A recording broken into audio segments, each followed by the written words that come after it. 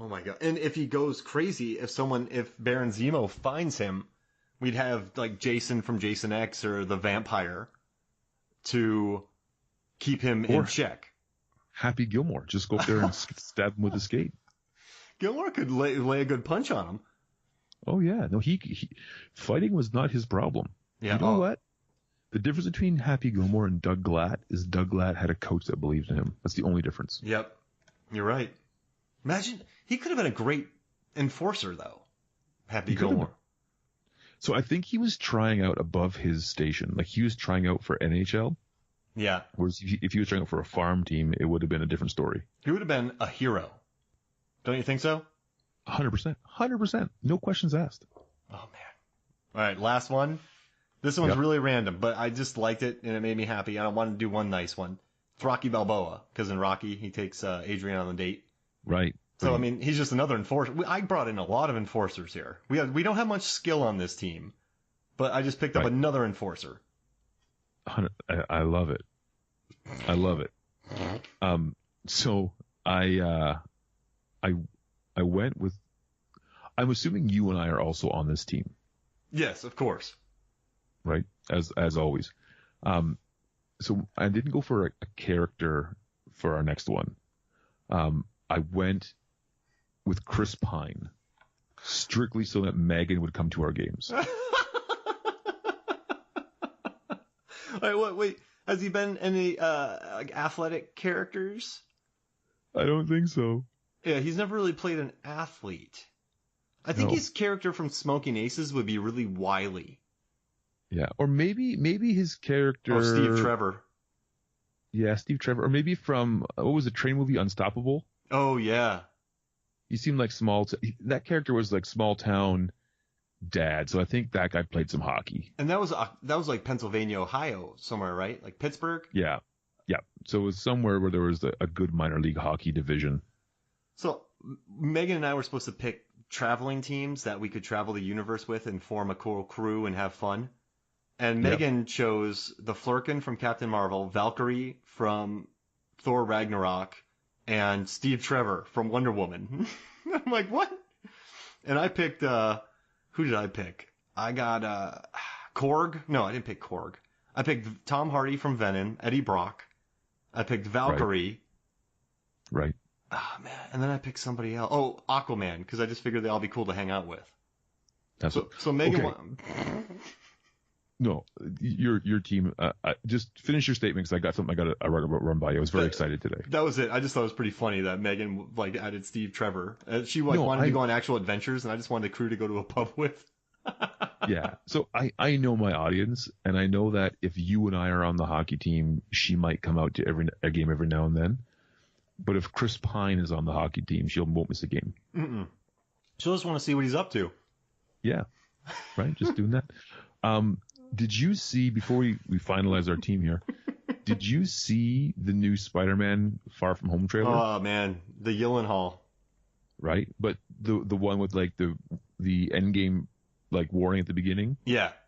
So so anybody who hasn't seen this, spoilers, whatever, but they introduce, there's a multiverse.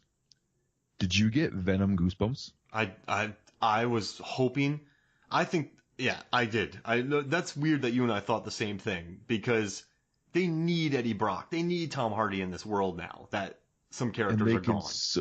So once they said that, it's a multiverse, I said, if they don't do three things, then it's a waste of the multiverse gimmick. So the three things that need to happen in the new Spider-Man movie, according to me, for whoever's listening, they need to have a Tobey Maguire, Andrew Garfield cameo. Oh, need it. If they don't, they've wasted the gimmick. Wasted it. They need to have a rooftop moment where Tom Holland, Spider-Man, says thank you and goodbye to an alternate universe Tony Stark. Oh. To have closure. Yep. Like, Mr. Stark, I know you don't know me, but I just wanted to say thank you. This doesn't make sense to you, but, like, I love you, and that needs to happen. And then Tony, he says something weird, like, who are you? Get out of here. Yeah, listen, kid, I don't sign autographs, right? And then the third thing that has to happen is the end credit scene needs to be Eddie Brock coming through to the MCU universe from the Sony universe. I mean, so they already work together. I mean, that's already a Sony property, Spider-Man is. And Venom made almost 900 million worldwide. I think it would be not smart to not bring him over. No, when I saw that, I was like, multiverse? I said, I bet you they did that just to bring Venom over. I bet you they did. And the X-Men. Oh, yeah. They're oh, man, they need the X-Men with this current, like, I love the X-Men, so I would love to see a new revamped one. Yeah, 100%. And you know what? I like the Fox X-Men movies. Oh, big X2? Yeah, X2 was, when it came out, I was like, between X2 and Spider-Man 2, I was like, they've nailed superhero movies. Yes. They figured it out. Yes. Those are the best. Yeah. So anyways, I got pumped up when I saw Multiverse, and I was like, the only person that would immediately get this is Mark. I know, I did. As soon as they, like you said, as soon as they said, I thought two things. Jake Johnson from Into the Spider-Verse, and then I went to Venom. Yeah. Man. But can you imagine just having that Tony Stark scene? Oh. Yeah, all the fields, right? We need it. RDJ, PB&J. PB&J. That's my favorite scene from the new Avengers is the taco scene and the peanut butter scene where so when Ant-Man eats the peanut butter sandwich and Ant-Man gets his taco blown away. Those are my favorite scenes. So for me, and I know this is like maybe cliche, but when it's like, hey Cap, on your left, I was like crying in the theater. I was like, oh, that is maybe the best writing I've seen in all of the MCU. I wish Megan would have seen you because she just would have booed. I know. She would have looked at me, not booed the movie, but booed me for caring that much about it. But it was just a perfect moment. Just, on your left. And he didn't say it like triumphantly. He just said under his, it was so good. So how many people start at hockey? 5 and a goalie. Oof. So we can't narrow this down to 6. You want to narrow this down to 6? That'd be impossible. I think we can do it. Okay, let's narrow it down to 6.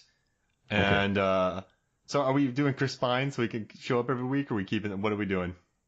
I picked him mostly for comedic reasons, and I got the laugh, so I think we can cut. Yeah, Meg would come for us. Meg would watch us. Yeah, it'd be good. All right, I want to say a lock-in would be Sub-Zero because he's the only goalie we have. Yeah, we need him. All right, I'm down for that. I'll get rid of JGL too from Halloween H2O. That one just kind of made me happy. Okay, no, for sure. As much as I love the character, I think we can cut loose Happy Gilmore because he cannot skate. No, he would be a liability, and we already have fighters. Right, and I also think Rocky Balboa. Yeah. In this scene where he takes Adrian skating, actually walks on the ice because he says, "I got weak ankles." Yep. So he's gone. I just thought maybe an enforcer, but you're right. We can't have someone with weak ankles. No, and we have plenty of enforcers. Yeah. I mean, that's all our team is. So, all right, who here could actually be the pretty player? Ironically, it's either going to be Coach Bombay or Michael Scott. I don't hate either one. No, I think we. Oh man, that's tough. Because I think Coach Bombay is he'd be a good coach, but I think Michael Scott, I think he's a savant level hockey player. I'm happy, Adam. You want to take out Bombay and keep Scott? Take out Bombay, put in Michael Scott, because we can say that Michael Scott will be a unquestionable team player, where Bombay sometimes makes mistakes with his character. Ooh, yeah, remember the blood, breath, or urine scene? No, I'm all right. Yeah. Let's see. I can't. Man, I don't know who I would keep on my side. I like your buddy the elf. Now there is no proof that he actually can skate. I'm just assuming that wildly. Yeah, but I think he would. I think a lot of people would miss him. Yes. So I think we can get rid of the Winter Soldier. Okay. We can cut that one loose. Oh, the name's funny though. If I saw him on the sheet, I'd just go. Oh yeah. All right, but I like Buddy the Elf. That just makes me laugh, right? Yeah. All right. Now I know this is crazy, but Faith Minton from Sudden Death. I mean, that's too niche, right? You know what? I would say she's off the team, but we keep her as a mascot. Okay, I love that. So it's like an asterisk beside her name. Okay, I do want to have. I know this is crazy, but Ellie. I know we'd have to play night games and have to keep her from the sun. But I just think a speedy vampire. There are no outdoor hockey. Yeah, you're right. It's the game she's born to play. Twice. And she has an assistant too that could be really helpful for us. Yeah. She has a familiar. I think we can cut Robin off the team. Okay. Because I think his cake would be a liability. Oh yeah, that gets. People would be playing with that all the time. All right, so right now we're down to 9. So do you like Ellie? I kind of like having a vampire on the team. Yeah, no, Ellie's on. All right, and she could be the enforcer if we need one. Right. All right, so we're down to Marv from Home Alone 2, which he's not a skater. He'd be a liability, right? Yeah. All right. So we're down to either Faith Minton. Oh no, we're down to either Red from Dead Snow, Ghost from Pathfinder, or Jason from Jason X, and we need 2 of these 3 players. Here's one question that might answer both things. Yeah. Can we trust the zombie arm? Does he have complete control of it? No, we could never trust the zombie arm. So I think that answers the question. I think it's he would maybe kill Michael Scott by accident. So we'll get rid of the zombie arm, but keep Jason Voorhees on our team. Well, if you think about who Jason kills, none of these people are his targets. No, we will simply say in our pre-game pep talk, you guys want you to go out there and play your hardest, really, really go out there and we're going to give it our all. Jason, just an FYI, everybody on that team worked at Camp Crystal Lake as a counselor at one point in time. Let's go get them, boys. And then that's that, right? It would just be bloody carnage. People would be screaming in the stands. I just think, I look at him as just everyone else in the league's trying to do it. So I think we're safe because we have Sub-Zero, who's a battler. We kept Ghost from Pathfinder. Carl Urban's he's going to be fine. Absolutely. Right? We have a hundreds of year old vampire who can fly. Last time I checked, there's no rules against flying in hockey. And then there's no precedent for that. Then you have Jason X, Jason running around, super nanobite Jason, and Michael Scott. Michael Scott would have to be protected though. He would have to be. I think he's got enough protection there. Yeah, I mean, imagine, and then you and I are on the team, so we would come in for cleanup time. We'd play here and there. Yeah, we'd be out up 17-0. Right. Let's let those guys go play, and then we go there, and by that time half the other team is wounded, and it'd just be arbitrary at that point in time. Yeah, I mean, we kind of hate playing because we get blood all over our stuff. Because I want to look good for the hockey cards. Yeah. So to bring it back to Youngblood, how weird was it when that lady had those hockey cards of past guys that lived at her house? Oh yeah.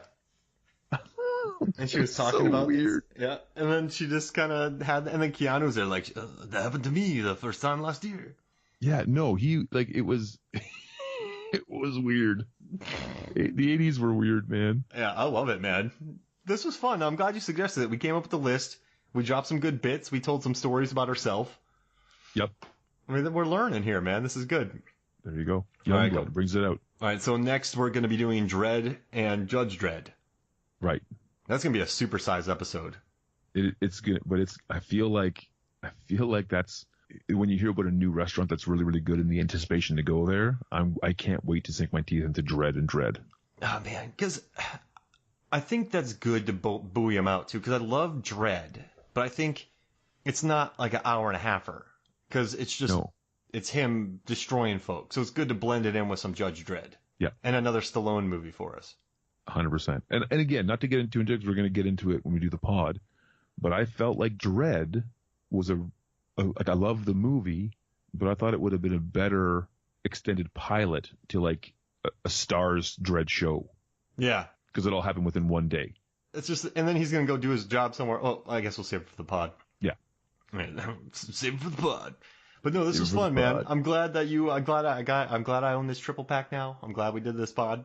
I do feel like I caused somebody to buy Youngblood is maybe the greatest thing that's happened this week. You definitely did, man. And it said delivery in a couple days, and it took 3, so I was pretty stressed out. Oh, I'm sorry that it stressed you out, brother. So I was like, what am I doing? I was like, am I just gonna have to watch all the YouTube clips, like not in order, and then piece the movie together? So that would have been an interesting. I would